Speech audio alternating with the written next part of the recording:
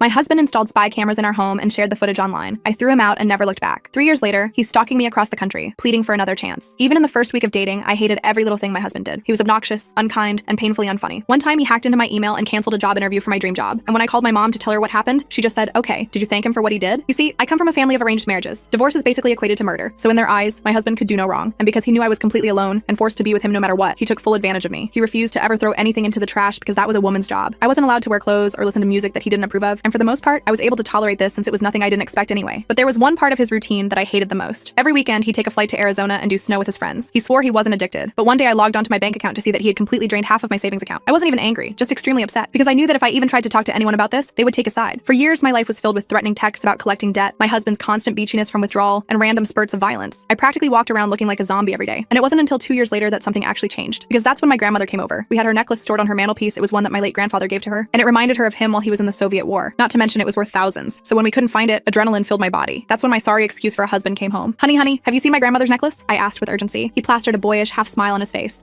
You could say that. That's when my grandmother ran down the stairs. She wasn't as patient as me. "You idiot, where did you put my necklace?" His face went red like he had been caught. "I misplaced it." I immediately knew he had sold it for more blow, but I didn't want to worry my grandmother, so I went along with his lie. But before I could say anything, my grandmother slapped him. "My family put you with a beautiful wife house, and this is how you repay us. Get out of my effing face." He sheepishly walked out the door with his shoulders slightly slumped. And even though I felt bad for my grandmother, I couldn't help but smile, because I knew it was finally over. After 10 years, I could finally get my life back. The divorce process was long and hefty. He tried multiple times to win me back with cheap flowers and chocolate, despite me being lactose intolerant. Not to mention his parents and siblings constantly starting arguments with my parents about how this was all my fault for not being a better wife. But this time, for once, everyone was taking my side, and they ignored them. I started wearing skirts that weren't all the way down to my ankles. I wore my hair untied, letting my natural curls flow. I talked to strangers again. I felt like a princess. So I was changing into my silky VS pink pajama set when it happened. In the corner of my eye, inside the digital alarm clock, I saw a little red light. Well, I had just seen a TikTok video about hidden cameras, so my heart dropped. I immediately went over to investigate and smashed the entire thing on the floor. And amidst the debris, there it was, a little camera. My blood went cold. I instinctively threw it out the window before clutching a pillow and crying my eyes out. That sick man had been watching me every single day for the past 6 months. A sickly feeling washed over me, and the memories of our relationship all came crashing down. Every time he jokingly pinched me for talking to a man. Every time he threw out my clothes because they were too revealing. For the first time, I realized I didn't deserve it. Culture or not, I should be loved in a marriage. Adored, appreciated. Anger crept into every inch of my skin. For the first time, I didn't just hate my ex-husband. I wanted him dead. I didn't sleep that night. How could I? Every shadow in my room looked like him watching me. Every creak in the floorboard sounded like footsteps. I kept thinking about all the nights I'd changed clothes, all the times I'd cried alone in my room, all the private moments that weren't private at all. The violation felt like a physical weight crushing my chest. The next morning, I carefully collected all the broken pieces of the clock and put them in a shoebox. I wasn't sure what to do with them yet, but something told me I should keep the evidence. I shoved the box in the back of my closet under some winter sweaters. I didn't tell anyone what I'd found. Not my parents, not even my grandmother. I wasn't sure who to trust anymore. For the next week, I barely slept. I kept all the lights on in my apartment and checked under the bed every night like a scared kid. I started showering with the bathroom door locked and windows taped over with paper. I went through every single object in my apartment. Lamps, picture frames, outlets, smoke detectors, looking for more hidden cameras. I didn't find any, but that didn't make me feel better. If anything, it made me more paranoid. What if I was missing something? I changed all my passwords, got a new phone number, and started taking out small amounts of cash from different ATMs to stash around my apartment, just in case. I wasn't sure what I was preparing for, but I knew I needed to be ready for something. About a week after finding the camera, I was heading out to grab coffee when I spotted a familiar car parked at the corner of my street. My stomach dropped. It was his car, that stupid black BMW he'd bought instead of paying our electric bill that one winter. I almost turned around and went back inside, but something in me snapped. I was tired of being afraid. I marched right up to his window and knocked. He rolled it down, looking surprised to see me, like he was just in the area by total coincidence. "What are you doing here?" I asked, not bothering to hide the anger in my voice. "I was just driving by," he said with that fake innocent smile I knew so well. "Thought I'd see how you're doing." "I found the camera," I said flatly. His face twitched slightly, but he recovered quickly. "What camera?" "The one in my alarm clock. The one you put there to spy on me." He laughed, but it sounded hollow. "You're being paranoid. Why would I put a camera in your clock? Maybe you put it there yourself to frame me. You've been acting crazy ever since your grandmother turned you against me." Classic gaslighting. I'd seen this movie before. I didn't argue with him, just stared at him for a long moment, then turned and walked away. I heard him call after me, but I didn't look back. I just closed my door and locked it, then checked all the windows to make sure they were secure. A few days later, I was checking my bank account online when I noticed something weird. My mouse cursor moved slightly on its own, like someone else was controlling it. I yanked the power cord out of the wall so fast I nearly broke it. My hands were shaking as I called a friend who works in IT. "Bring it over now," he told me after I explained what happened. "Don't connect to any networks until I check it out." I wrapped my laptop in a towel like it was contaminated and drove straight to his repair shop. He took one look at my face and cleared his schedule. After about an hour of checking, he confirmed my worst fears. "Someone's been accessing your computer remotely," he said, showing me some technical logs I didn't understand. "Multiple times over the past year at least. They installed a RAT, a remote access Trojan. It lets them see everything you do, access your webcam, your files, everything." I felt sick. "Can you tell who did it?" "Not specifically, but it was installed physically, not through a download. Someone had to have physical access to your laptop." I thought about all the times I'd left my laptop at home while my ex was there, all the banking I'd done, all the emails I'd sent, all the private photos I'd looked at. He'd seen it all. I asked my friend to wipe the laptop completely and set it up fresh. I didn't care about losing files. I just wanted the invasion to stop. That night, I got a message request on Instagram from my ex's brother Russell. We'd never been close. He was just as sexist as my ex, always making comments about a woman's place and stuff like that. But his message seemed friendly enough at first. "Hey, just checking in. Hope you're doing well with everything." I didn't respond right away, but the messages kept coming over the next few days. "The family misses you. You should come by for dinner sometime. My brother's really changed, you know." Then they started getting weird. "You made your bed, now lie in it. You embarrassed the wrong family. Some things can't be undone." I blocked him immediately. That night, someone egged all my windows. I didn't call the police. What would I say? That my ex-brother-in-law sent me cryptic messages and I think he might have thrown eggs at my house? I'd sound crazy. Instead, I cleaned it up myself and installed a cheap security camera pointing at my front door. The next morning, I went to get my grandmother's jewelry box where I'd been keeping some of my own pieces. I'd moved it from my ex's house to my new apartment for safekeeping. When I opened it, my heart stopped. It was completely empty. Not stolen, just emptied. All my jewelry was gone, including a pair of earrings my grandmother had given me for my 16th birthday. That's when I remembered my ex still had a spare key from when we first moved in. I'd asked for it back during the divorce and he'd claimed he lost it. I immediately called a locksmith and had all the locks changed that day. That night, I slept with a kitchen knife under my pillow, just in case. The following week, I noticed something even more disturbing. I was at the grocery store picking up some basics when I spotted a man I didn't recognize at the end of the aisle. He was pretending to look at cereal, but I could feel him watching me. When I moved to another aisle, he followed, now suddenly interested in whatever products I was near. I confronted him directly, asking if he needed something. He didn't say a word, just walked away and disappeared into the parking lot. 2 days later, it happened again. Same grocery store, different man, or maybe the same one in different clothes. I couldn't be sure. This time I took a photo of him with my phone before he noticed and hurried away. I showed the picture to my grandmother when she came over that evening. "You need to come stay with me," she said firmly after hearing about everything that had been happening. "This isn't safe anymore." I was reluctant to leave my new place. It felt like letting him win somehow. But after what happened next, I didn't have a choice. I was scrolling through some photography forums looking for tips on my new hobby when I came across a thread that made my blood run cold. There were photos of me inside my old house, changing clothes, sleeping, brushing my teeth. The usernames were obviously fake and the captions were vile, describing me like I was some kind of object. I ran to the bathroom and threw up. When I could breathe again, I tried to report the photos, but the site said they needed legal documentation proving the photos were taken without consent. How was I supposed to prove that? I didn't even have the camera anymore. I'd thrown it out the window in a panic. I packed a bag that night and went to stay with my grandmother. Her house was in a gated community with security guards, and I felt safer there. The next morning, I was going through my purse looking for my lip balm when I noticed a small device sewn into the lining. I carefully cut it open and found a GPS tracker about the size of a quarter. It had a small battery that was making a faint electronic noise when I emptied my purse completely. I might never have found it otherwise. I finally broke down and told my grandmother everything. The camera, the laptop hack, the photos online, the tracker, all of it. She listened quietly, her face getting sterner by the minute. When I finished, she went to her bedroom and came back with a prepaid phone and an envelope full of cash. "You need to go silent for a while," she said. "Use this phone only. Pay for everything in cash. Don't tell anyone where you're staying, not even your parents. I'll handle them." I took her advice and checked into a small motel under a fake name, paying cash for a week up front. I left my regular phone at my grandmother's house and only used the prepaid one to contact her. For the first time in weeks, I slept through the night without waking up in a panic. The next morning, I checked my email at the motel's business center and found something that made my heart race. It was a job offer from Horizon Publishing, the dream company I'd applied 2 years ago before my ex sabotaged the interview. They wanted me to come in for a meeting that afternoon to discuss an editorial assistant position. I was suspicious, but also desperate for good news. I decided to go, but take precautions. I asked my grandmother to drive by the address first to make sure it was legitimate. She called me an hour later. "There's no publishing company at that address," she said. "It's an empty office building under renovation." My stomach dropped. I knew immediately what was happening. He was trying to lure me out. I thanked my grandmother and asked her not to tell anyone about the fake job offer. Then I did something I never thought I'd have the courage to do. I decided to turn the tables. I started setting up decoys. I created fake social media posts with location tags at places I never went. I left my old phone powered on at my grandmother's house so it would ping cell towers there. I used the motel's computer to send emails from a new account, mentioning plans and activities I had no intention of doing. It worked. Within days, I started seeing responses. My ex posted photos of himself, coincidentally, at the coffee shop I'd mentioned in a fake post. His brother showed up at the mall where I'd falsely checked in.